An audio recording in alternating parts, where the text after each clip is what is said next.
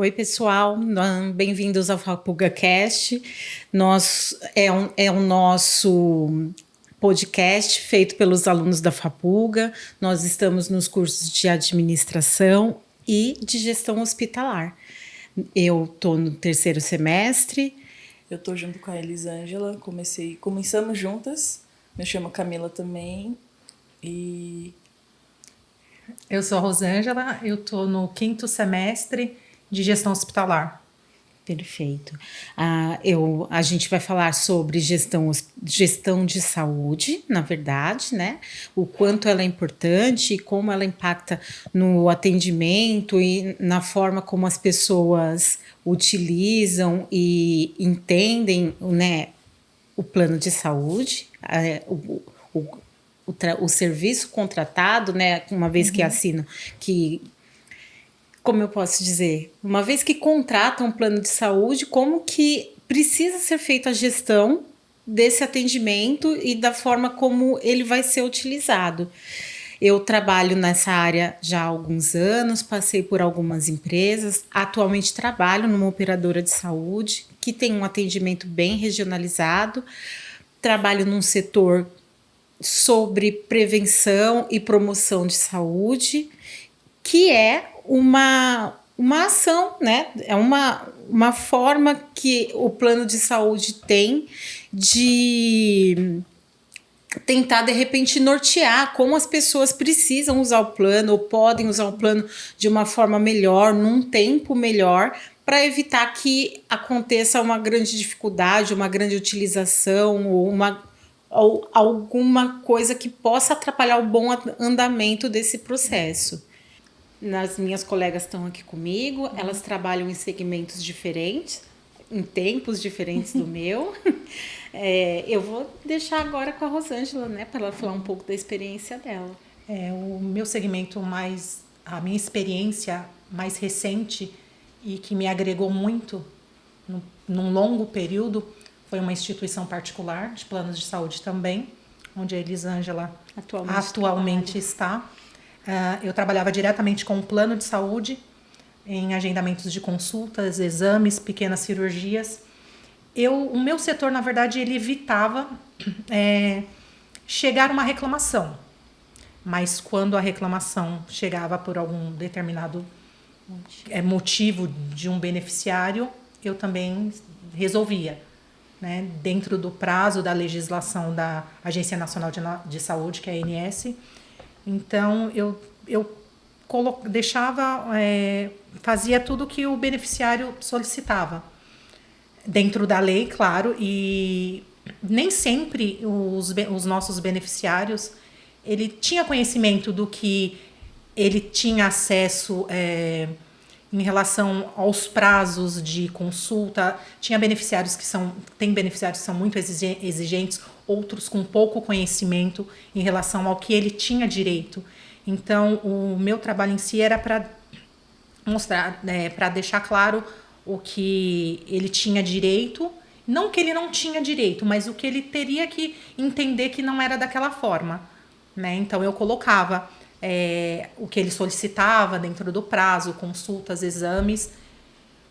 Nem sempre todos saem satisfeitos, mas nós fazemos o possível, né, para poder deixar um ambiente tanto para o paciente. Muitas vezes pacientes telefone iam pessoalmente para agradecer, outros para reclamar, que era uma minoria, que isso acontece, acho que em qualquer lugar, mas eu tenho muita gratidão em receber um paciente satisfeito pelo trabalho que fiz. E é isso. Atualmente teve uma regulamentação, uma lei nova, né, que fez com que os planos de saúde passassem a abranger os atendimentos para crianças do espectro autista. E dentro disso, a Camila trabalha numa clínica que faz o atendimento de crianças nessas condições. Sim, eu trabalho numa clínica que atende crianças com autismo, TDAH, com criança com síndrome de Down. Então, assim que a mãe recebe esse diagnóstico, que é bem difícil para a maioria de muitas pessoas, muita gente também não conhece esse diagnóstico, e a mãe tem esse primeiro impacto com o médico que dá o laudo da criança, E ela fica muito triste, né, geralmente, porque a mãe sempre quer ter um filho que brinca com outras pessoas, com outras crianças, que cresça, que não tenha preconceito, porque o autismo tem muito preconceito, não agora que o povo tá vendo muito, que teve até o Marcos Mion que mostrou um pouco mais, né, na TV, mas geralmente ninguém sabe, ninguém conhece. Eu, antes mesmo de trabalhar lá, eu também não conhecia muito. Só vi alguns casos, mas agora tá tipo muito mais, para mim é muito mais frequente de ver. E lá nós temos muitas crianças de todos os convênios, tanto que vocês trabalham quanto de outro convênio. E lá nós ajudamos a criança a viver no mundo externo. Porque, se adaptar, né, da melhor forma possível. Porque pra gente que é pra pegar um copo d'água é muito mais fácil. Mas para uma criança que tem um nível 3 é muito difícil. Chora, o povo acha que é muita birra.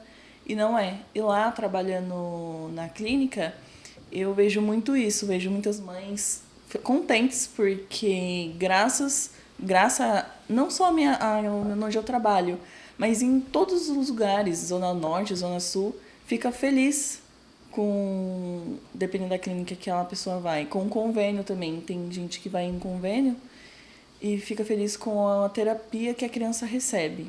Ah, sim, porque ela contribui de uma forma inestimável para o atendimento, né, para o desenvolvimento da criança. Porque as pessoas tendem a ver essa criança como alguém diferente, alguém que não é possível de se adaptar, quando na verdade ela é uma criança apenas com características diferenciadas, que ela precisa de um olhar diferenciado, de uma forma de ser tratada diferente, mais especial. Respeitando a individualidade dela, na verdade. Tanto que, recentemente, foi um rapaz, um funcionário, prestar um serviço para a clínica, e ele perguntou o que era clínica, né?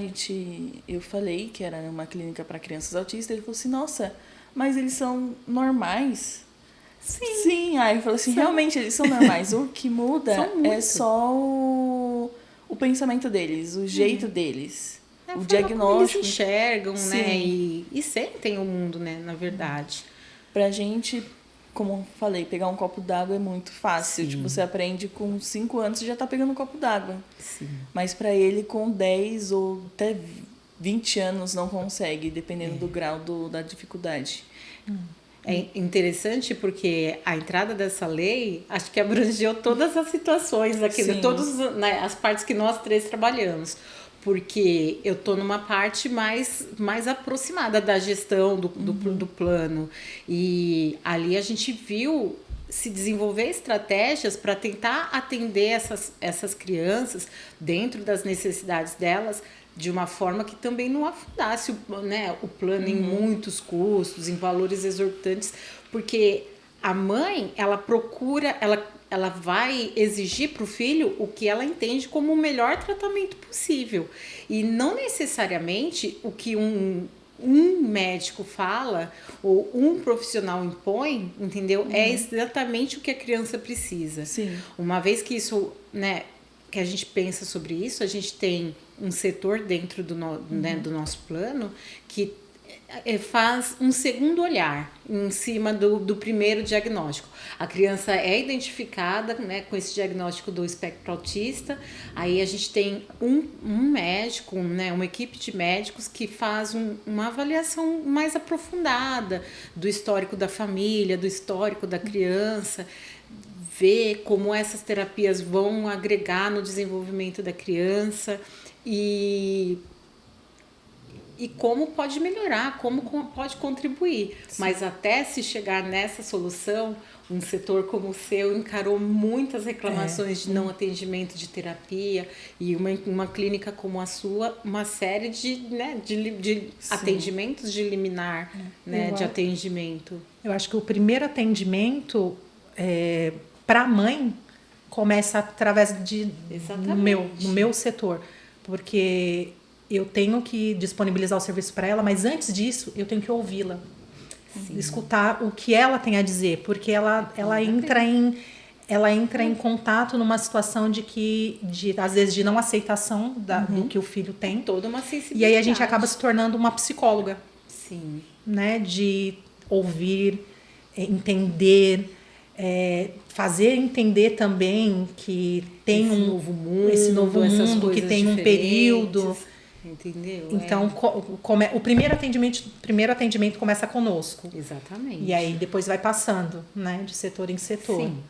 Sim, sem sombra de dúvidas. Quando eu comecei a trabalhar lá, eram poucas crianças. Eu acho que nós atendemos uns 3 convênios e eu acho que nesses convênios era 30 crianças no máximo. Hoje já fiz 1 ano lá e agora são mais de cada convênio 100 crianças. Então, cresceu muito. São muitas. E é muito casos, muitas histórias. Mães que parou de trabalhar para ajudar o filho, entrou com liminar porque não tem condições de manter um convênio. Dependendo do convênio também, para ela pode ser muito caro, para quem não tem nada para comer. Então, lá, antigamente, tinha um projeto no serviço. E esse projeto, uma pessoa padrinhava a criança, para a criança não perder o acesso à terapia, porque a terapia ajuda muito. Sim. Não só para quem tem TDAH ou para quem tem síndrome de Down, mas para todo mundo. Terapia é muito bom. Sem sombra de dúvidas. E lá tem essa parte também de pessoas que não têm condições, alguém padrinha essa criança e vai passando para não perder as terapias. Isso é muito legal. Sim. Isso é muito legal, porque mesmo pagando o convênio, o pagar o convênio, às vezes é muito puxado, entendeu? Digamos que os clientes que procuram onde é assim, o plano no qual eu trabalho, ele tem uma faixa de custo muito boa, muito acessível para as pessoas, entendeu? Então, mesmo assim, às vezes é muito difícil de pagar. Sim, muito mesmo. Até para nós mesmo, que dependendo da faixa etária de idade. Tem famílias que elas abrem mão de todas as pessoas da família terem o convênio para só a criança ter. Sim, para poder manter o atendimento, entendeu? Isso mesmo. Bem legal essa coisa de apadrinhar o atendimento. Sim, é muito bom mesmo. São muitas coisas, né, envolvidas. Tem essa parte das crianças que agora meio que inflaram, né, a população do plano de saúde.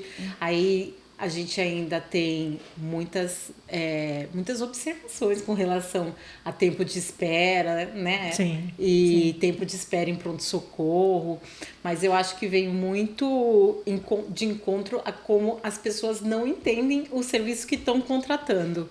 Na verdade, eles contratam um plano como se fosse assim, eu estou pagando e eu tenho direito a usar o que eu quiser, da forma que eu quiser. Mas não é uma coisa muito bacana, porque uma vez eu trabalhei com um gerente médico que ele falou uma coisa muito interessante. Você, quando contrata um plano de saúde, é um depósito que você faz, né, num momento que você não precisa, para quando você precisar, você ter alguém, né, ter por onde ser atendido. Uma vez que você está fazendo esse depósito e você também está gastando esse depósito, no momento em que você precisar, a empresa vai ter dificuldade de te atender. Se todo mundo pensar que vai fazer uma superutilização do plano porque está pagando, entendeu? O plano vai simplesmente, né, ao declínio, né? Complicado. Sim. A partir do momento que você adquire o plano, tem aquelas coisas, as letras miúdas não são lidas, né? Exatamente. E se você faz um plano de saúde, como você falou, é para não utilizar. Sim. Para não utilizar, é uma reserva para não utilizar. Mas geralmente quando você precisa é numa situação mais séria. E nessa situação mais séria, às vezes o plano ele não está preparado para aquele momento. Então tem que buscar. E o paciente a gente tem que ter uma empatia de que o paciente ele precisa. Ele tá ali não é porque ele quer, ele precisa, ele paga porque ele necessita. Só que tem a parte burocrática, que é a parte lei. Sim. Né? E aí é onde o paciente ele não entende, né? Que tem um período que ele precisa aguardar para ter a liberação. Que tem um rol, que determina o que ele tem direito isso, que são de ser prazos, atendido. né? Exatamente. Que são prazos, regras, são né? regras. E nem sempre eles conseguem entender isso. Sim. Entendo na parte do atendimento? Entendo. Né? Porque a gente tem que ter empatia, porque é uma situação que você está doente. Você precisa. Né? Então, mas a gente tem a parte da empatia, mas a gente tem que seguir o outro lado, Sim. que é o lado profissional. Então a gente segue aquele lado. Sim. A gente não segue 100% aqui nem 100% aqui. A gente Tem que mede, né? A gente equilibra. O equilíbrio é exatamente esse, né? Entram muitas pessoas, as pessoas que não usam seguram para quem está usando, entendeu? Né? E vai sendo um círculo, e né? nem um sempre o plano de saúde é ruim. O plano de saúde é ruim, não é? É porque a quantidade de pessoas que adoeceram, que têm problemas, cresceu muito. Sim. Cresceu muito a parte do autismo, do TDAH. Sim. Pessoas, assim, em idades, não vou falar velhas, mas uma idade que não é mais criança. Você falou isso, eu achei muito legal. Que foram diagnosticadas. E aí começam a procurar tratamento. E às vezes o plano de saúde ele não tem um suporte suficiente. É muito engraçado. Normalmente se espera que num plano de saúde a grande utilização aconteça na terceira idade. Uma vez que se tem isso em mente, foi meio que uma procura de todos os planos que pessoas mais jovens contratassem os planos. Aí teve uma super venda para as crianças, porque normalmente essa população não tem muita utilização. É uma consulta de pediatra, de controle, um exame de controle. Com a entrada da lei e com esse número gigantesco de crianças com autismo que vem acontecendo, acabou acontecendo um revertério aí, porque o convênio passou a ser super utilizado justamente por quem se esperava que não ia usar, entendeu? E aí meio que desequilibrou todo mundo. As pessoas começaram a parar e falaram assim, peraí, eu acho que eu tenho um pequeno probleminha, eu vou investigar. Exatamente. Vou pro plano de saúde, vou investigar. E nisso de investigar foi crescendo. Foi crescendo. Virou uma coisa assim tão falada, né? Digamos que do momento, eu não gosto de falar assim, porque parece que as pessoas procuram por moda e eu acredito que não seja, entendeu? Mas virou uma coisa tão falada que até pessoas adultas que conviveram com a sua condição de vida a vida inteira, né? Foram procurar entender as suas próprias características e ver, né, se enquadravam em alguma parte do espectro autista, ou num TDAH, ou em algum tipo de, né, alguma parte do autismo, e tudo isso acabou inflando bastante o atendimento, né? O atendimento, os custos e uma série de outras coisas. É isso mesmo. Verdade. Porque a gente sabe que essa doença, não sei se pode se dizer assim, ela sempre existiu. Sim, sempre existiu. Só que por falta de conhecimento dos pais, digo a ignorância de conhecimento. E de não ter condições de procurar o SUS, ele não... Na verdade, eu acho que aparecia mais quando a criança tinha um nível de autismo muito alto. Sim. Os níveis mais baixos, os nossos pais, os nossos avós acabavam encarando como uma característica da criança mesmo. É por isso, ele é assim, ele é birrento, ele é difícil. E aí a família, os pais iam tentando contornar a criança dentro do que era possível, né? Mas... acho que com o tempo as formas de se educar mudou muito, as formas de você ouvir a criança ou dar uma importância diferenciada para a criança, um tratamento diferenciado.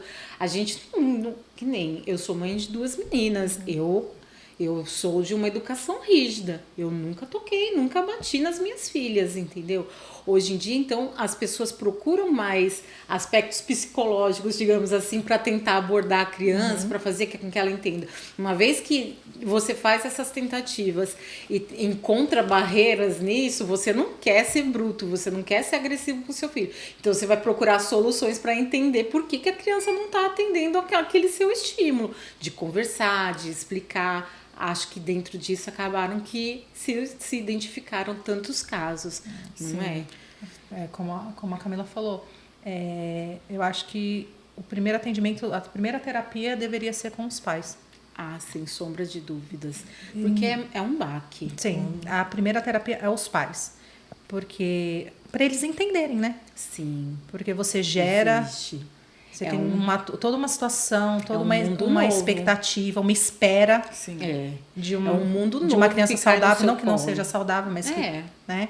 E aí acontece isso, a negativa é fato. Fatal. Por mais que você tenha uma mente super aberta, a negativa acontece. Sim. Não tem como. E muda todo o seu... E a parte destino. psicológica tem que começar com os pais. Precisa ter necessário. todo um acompanhamento. E é por isso que tem que haver mais, que nem ela falou do Marcos Mion, haver mais campanhas, sim. Sim. Porque Falar começa mais pelos a pais, respeito. falar mais, entender. Isso não tá normal, isso não é normal, meu filho não é assim. Sim. E eu acho muito legal também a preparação dos profissionais da parte da educação, os professores. Sim. Eles entenderem desde a parte do berçário, Olhar, né, observar prestar a atenção. mãe, a criança assim. Eu oriento a buscar um profissional assim. Né? É verdade. E eu oriento também a senhora a buscar um profissional. Porque eu acho que Sim, tem que sem andar em sombra de conjunto. dúvidas. Tem escolas que tem isso também, tem escolas específicas para crianças autistas, mas também tem escolas que não liga. Tanto que eu tinha um caso de uma criança que ela precisava de AT. AT é acompanhante terapêutico. E a escola não deixava. Só que teve atividades escolares e ele não fala, ele tem 9 anos, ele não fala e ele também ele não consegue se comunicar com as pessoas. Então ele precisava mesmo de ajuda. Então estava todo mundo sentado num grupinho e ele estava isolado. Oh, meu Deus. Geralmente a escola manda foto para os pais todos os dias, frequentemente, essa escola, que é particular. Então o pai viu a foto. É de partir o coração, E ele é hein? liminar judicial. Então ele foi, viu os direitos dele e conseguiu acompanhante terapêutico para ele na escola. Precisa chegar nesse ponto, gente. Não precisava. Não precisa, E agora, tipo, a acompanhante dele, nós chamamos de AT, ela vai na escola todos os dias, acompanha ele e a mãe vê a evolução. Ele não cumprimentava as pessoas, ele começou a cumprimentar. Ele não fala, tipo, oi, vou ali, tudo bem. Mas ele consegue agora se comunicar com PECs. PECs é algumas atividades que o terapeuta dá para a criança e ele aponta o que ele precisa. Se ele quer ir no banheiro, ele aponta, aí a mãe sabe que ele precisa ir no banheiro. Então, isso está ajudando muito ele. Se todas as escolas, porque tem escolas do governo que não aceitam atendimento terapêutico, mas se todas as escolas aceitassem e algumas clínicas tivessem isso também, a criança ajudaria muito. Muito mesmo. Sem sombra de dúvidas. Ainda Sem falta sombra um de impacto dúvidas. grande aí para as pessoas poderem Mas entender, isso eu né? acredito que seja num geral. As pessoas têm dificuldade de olhar para uma criança que tem uma necessidade especial, têm dificuldade de entender uma pessoa adulta que uma hora está saudável e de repente recebe um diagnóstico mais complexo, né, como um câncer ou alguma coisa nesse sentido. Exatamente. E tem uma extrema dificuldade de entender a terceira idade também, não é? Sim. As pessoas têm muita dificuldade, acreditam que, sei lá, de repente paga o plano de saúde, quem é responsável pelos cuidados do familiar velhinho é o plano, ou que o plano tenha que se responsabilizar por uma enfermeira que tenha que acompanhar, uma cuidadora, né? Ou ser realizada uma fisioterapia em casa. São todas coisas que, né, a gente entende que é realmente necessidade da pessoa, diminui a locomoção e uma série de coisas, mas que não são coisas cobertas, né, pelo contrato. É aí que tá, né? O plano ele é o mesmo para todas as faixas etárias, vamos dizer assim, de atendimento. Lógico, com alguns agravantes. Sim. Né? Alguns agravantes de uma doença já pré-existente, de um idoso que necessita, sim, teoricamente, de um cuidado mais especial, como um atendimento em casa, enfim, porque ele já não... A fase da idade da vida dele já é aquela fase de ele se reter, né? De não se locomover tanto, né? Mas o atendimento do plano, eu não vou falar infelizmente, se essa palavra é correta, mas assim, é para todos, o atendimento é para todos. A legislação É para todos, como eu pra falei, todo com mundo. alguns agravantes, lógico. É interessante a gente entender, né? Ler o contrato, ler o que realmente está nos nossos direitos, entender o trabalho que você está contratando e como ele pode ajudar.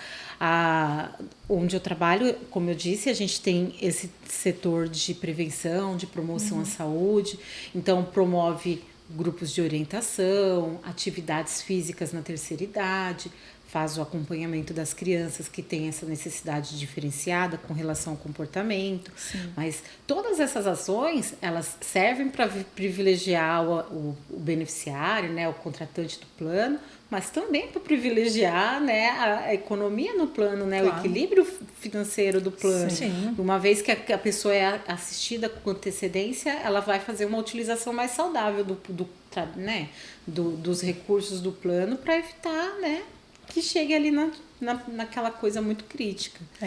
Tem pessoas que utilizam um plano como um shopping center. Exatamente. Para curar carência. Exatamente. Carências pessoais, entendeu? Para se manter, sei lá. É por isso que é interessante a parte da investigação, de você ter de fazer aquele acompanhamento mais, né, um setor próximo, específico assim. de eu quero marcar consulta com o geriatra, só que você ainda não tem idade para passar com o geriatra. Então vamos passar no programa da família, o que seja, um médico específico vai conversar com você, vai entender vai te nortear dentro da sua necessidade. Ver qual que é a sua necessidade. Não, eu, profissional, entendo que a sua necessidade hoje é X. Então vamos seguir por esse caminho X. Quando você chegar no X, um médico identifica. Se for outro Y, Z, você vai. Exatamente. Mas tem que ter essa identificação, porque realmente tem pessoas que utilizam de menos e às vezes com muita necessidade de utilizar, porque não tem conhecimento, não tem conhecimento dos seus direitos. As pessoas têm medo de passar no médico. Sim. Medo. E não tem conhecimento dos seus direitos. Fala assim, esse exame aqui eu não vou conseguir fazer. Assim, eu não vou no médico, porque se eu procurar eu vou encontrar. Exatamente. Mas é interessante você pesquisar e encontrar antes, para evitar que você tenha uma dificuldade grande lá na frente. Quanto antes você vai entendendo as suas condições e as suas necessidades de saúde, você vai fazendo esse acompanhamento prévio, vai fazendo esse atendimento, né, próximo, certo, né, bem pautado, e aí a pessoa não vai complicar lá na frente. Às vezes uma coisa, vamos dizer, eu não gosto muito, né, dessa patologia, mas as pessoas pegam câncer no começo, entendeu? Ele é muito mais tratável no começo que você descobre do que quando ele já, né, de repente entrou em numa metástase. Então é interessante você manter os seus acompanhamentos, o acompanhamento da mulher, da criança, do idoso, de forma regular, né? Mas tem gente que tem medo. Não é legal também. Paga para não usar. E também não é legal. Verdade. A gente tem que ter aquele equilíbrio de entender quais são os seus direitos, entender que um atendimento público também está sendo pago pelos seus impostos, que você também pode procurar coisas que são boas para você dentro do atendimento público, né? Equilibrar ali com o seu atendimento na rede particular. Sim. E fazendo, né, o melhor uso possível, né, do que é disponibilizado para a gente de saúde. Por isso que, voltando à parte do atendimento, que eu acho que nós, profissionais da área, da parte desse atendimento, de acolher as pessoas, nós precisamos estar bem também psicologicamente. Sem sombra de dúvida. Porque é muito difícil. Eu já teve dias de eu chegar na minha casa muito abalada com algumas situações que eu encontrei. E eu não pude fazer nada, porque estava fora do meu alcance. Sim. Fora, totalmente fora do meu alcance. Tem problemas que passam de forma corriqueira, mas tem uns que acabam pegando a gente mais profundo no coração, né? Então, é difícil. É por isso que a gente tem que ter uma preparação psicológica profissional com os nossos gestores, supervisores, líderes preparados também para nos auxiliar em relação a isso. Que as empresas que no ramo da saúde no geral meio que dão uma falhada nesse sentido. Pecam porque a pessoa que faz o atendimento trabalha ali constantemente, mas não tem um acompanhamento por trás, um acompanhamento psicológico, um reforço ali para a pessoa não ficar mal. E a probabilidade da pessoa alcançar um burnout, um problema psicológico, um estresse muito aumentado por conta dessas situações é muito grande. Eu atendi um paciente, eu me recordo que foi o pior atendimento da minha vida. Ele me deixou muito mal. Mas eu entendi a situação dele. Mas ele também não entendia a minha situação, que não dependia só de mim. E aquele atendimento, infelizmente, para mim, infelizmente para ele, não sei, eu tinha que finalizar. Então, quando ele entrava em contato e falava Rosângela, eu tremia. Eu falei, eu não vou falar com ele. Eu não vou falar com ele.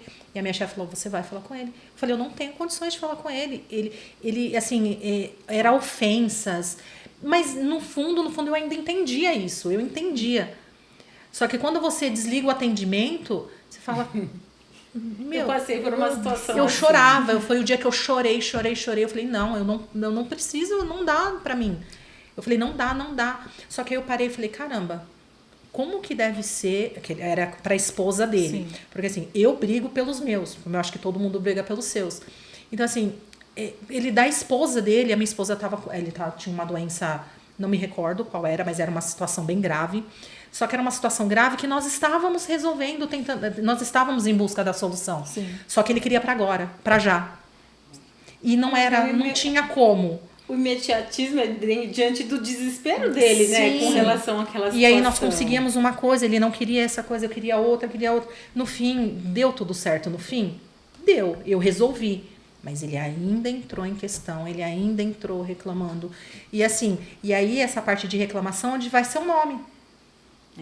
Né? E aí chega, por quê? Mas eu fiz o que eu pude e o que eu não pude. Tinha situações que eu interferia, tinha situações que eu ia atrás do médico, tinha situações que eu entrava em contato em locais de exame. Eu falei, não, eu preciso. A pessoa está tão sensibilizada diante da dificuldade de saúde dele ou do familiar que ele às vezes foge da razão. Então fica violento, fica agressivo, sim, fica ofensivo. Mas não é porque é a natureza dele de ser assim. É o desespero diante daquela situação. Então se a gente não souber separar, entendeu? Do que a pessoa provavelmente é e do que está acontecendo ali, é muito ruim. É muito difícil. Sim, aí falar, o atendimento telefônico é simples. Você não está vendo o paciente, não. Não é. A resolução é a mesma. A resolução sim, é a mesma. Fica mais fácil de você não estar cara a cara porque tem paciente que é agressivo. Sim. Mas também tem paciente que já me levou flores, caixas de bombom. Então. Me procurou o hospital todo. Não, eu quero a Rosângela, eu quero falar com ela. Ela me atendeu, ela resolveu meu problema. Tem paciente que me liga até hoje. Eu falo, senhor, eu não estou mais, né no setor. Não, mas eu preciso de você. Aí eu indico, não, tem tal pessoa. Mas foi uma área que me abriu a mente. Ah, sim. E entender os nossos direitos, né? também. O ganho cultural, sim, de tudo isso é muito grande. Sim. Porque você se envolve com muitas pessoas, com pessoas diferentes, de diferente cultura, de diferente regionalidade. Então é bem legal. E de entender o que eu posso ir atrás também, porque eu também não tinha esse vasto conhecimento de falar, não, eu posso isso. Eu tenho direito disso. Não, eu não sabia. E aí, como você falou, deixava passar. Deixava passar. Mas aí eu comecei a entender. Eu falei, não, eu posso. Eu tenho esse direito. Eu trabalhei num outro plano que a pessoa queria um acompanhamento, né, um fornecimento de oxigênio, né, contínuo. E chegou num determinado momento que aquilo o convênio não podia mais oferecer. E aí a enfermeira orientou ele a buscar a rede pública para conseguir isso.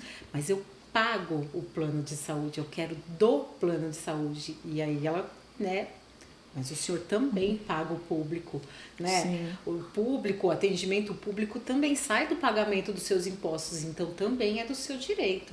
Até porque quem paga o plano de saúde e busca o atendimento público, esse custo que ele teve lá na rede pública é repassado para o convênio, entendeu? Então é pago de uma série de formas, né, que a gente nem imagina. Então, é bem interessante a gente saber de todos os nossos direitos. E a gente fica abalada com uma situação, né? E a gente leva isso pra nossa casa. Às vezes a gente tenta não absorver, mas somos seres humanos, não tem como. Não tem como. É aí que vem a coisa interessante da gente estar estudando, né? Uma administração, uma gestão hospitalar, porque a gente consegue entender todo o processo de se desenvolver aquele tipo de atendimento, aquele tipo de Entender o que o forma nosso de se gestor tratar. está fazendo Exatamente. ou deixando de fazer. Por Sim. que ele está deixando de fazer? O que ele passa, o que ele recebe, o que ele segura, Exatamente. entendeu? Como ele vai passar isso pra gente? Particularmente para mim, né, começar, né, estar estudando, me abriu horizontes imensos, entendeu? Antes eu era só uma assistente administrativo. Hoje eu sou uma assistente administrativo me formando como administradora. Então isso para mim fez toda a diferença. As pessoas me veem de uma forma diferente, têm um respeito diferente, uma forma de conversar comigo diferente, até porque hoje eu tenho conhecimento para entender o que me é falado, entendeu? A mesma coisa eu também. Eu tinha um conhecimento mais usual né? Do e dia a assim, mais dia. eu. Sim. Mas porque é uma hierarquia, um efeito dominó lá de cima para aqui embaixo. Então, estudando, né, tendo essa graduação com os nossos professores, eu enxerguei que a parte profissional, a parte do trabalho da gestão, da supervisão, da liderança, enfim, né, A nesse gente tira da contexto cabeça todo. aquela coisa de estão mandando em mim. Não, hoje a Sim, gente é entende comigo. Não é não. com você. Hoje a gente entende que cada pessoa dentro do processo de trabalho tem o seu desafio para enfrentar. Sim, o CEO exatamente. tem um desafio, o gerente tem um desafio, a enfermeira, o médico, nós que estamos no atendimento ali na linha de frente. Sim. Todo mundo tem um desafio particular dentro da instituição, dentro da empresa, para poder, né, enfrentar e tentar manter tudo funcionando, né? Eu gostaria de ter buscado essa graduação, mas bem antes, sombra porque de eu dúvidas. fiquei num período de 10 anos nessa instituição. Imagina. E aí o final já estava sendo assim cansativo. Eu falei, nada muda, mas a questão não era eu. Né? Eu acabava pensando que era, não, sou eu. Não, hoje eu vejo que, como você falou, são setores, é a gestão, o que estão buscando dele, o que estão pedindo para ele ir atrás disso, daquilo. E aí, quando chega até nós, vai chegar numa cobrança muito maior. Sim. Muito maior. Ou menor. A gente nunca Depende, sabe. ou menor, depende Não é? do que da sua, do que você está fazendo, né? Depende, do que né, estão te do buscando. como o nosso gestor se comporta dentro dessa situação. Sim, exatamente. Como ele recebe a diretriz, como ele passa Como ele pra passa, gente, exatamente, como ele entendeu? passa. Como ele estabelece as metas que a gente precisa alcançar, como ele entende os desafios que a gente tem para poder alcançar essa meta. Então tem uma série de coisas envolvidas. E Mas tem que entender que ele é cobrado, nós somos cobrados, só que nós estamos na linha de frente. sim, Então, para nós é mais difícil. É muito mais Sim. difícil. por mais E como cálculo que você se disse, faça, por mais né, formas que você tenha dentro da gestão de prever, Uhum. né, o que pode ser alcançado ou não, né, dentro ali daquele escopo de trabalho, estar na linha de frente faz toda a diferença. com certeza. Com E toda como você certeza falou, e mesmo. como é passado para você, é o resultado que você vai ter. Exatamente. Porque se for passado para você de uma forma negativa, Truculenta. você não Né? vai conseguir. É. Por mais profissional que você seja, você não vai conseguir entregar. Não. Você não consegue entregar. Se você não tiver um gestor bacana, Você não consegue entregar. consegue ver além do lado dele o seu lado também, não vai funcionar. Nunca vai funcionar, porque num determinado momento você vai defender o seu posicionamento como profissional, mesmo que você esteja numa linha hierárquica menor que a do gerente, entendeu? E o gerente vai cobrar de você o que ele precisa cobrar. Mas se não houver um acordo, uma forma certa de se falar, uma forma certa de se conversar, não vai ter jeito. Não tem mesmo, não. Né? É bem difícil. E por isso que eles também têm que sempre buscar treinamentos, tá? Em treinamento, Sim. todos.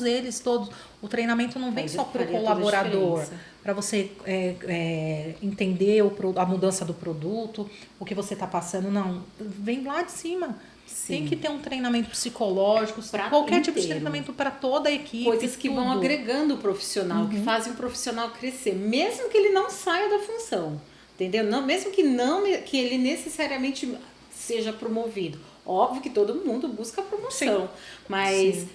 a gente se sentir melhor, entendeu? Dentro daquilo que a gente está fazendo, é uma forma positiva da gente se desenvolver, entendeu? Então, a gente vê que a empresa está acreditando no nosso trabalho, está entendendo o nosso trabalho, entendendo a dificuldade e está investindo na gente para, sei lá, de repente, em algum momento, chegar em algum lugar, não é? Entender o seu colaborador, exatamente. Conhecer o seu colaborador. Agora, só deixar todo mundo lá, só na luta. Não, tem que conhecer o seu colaborador.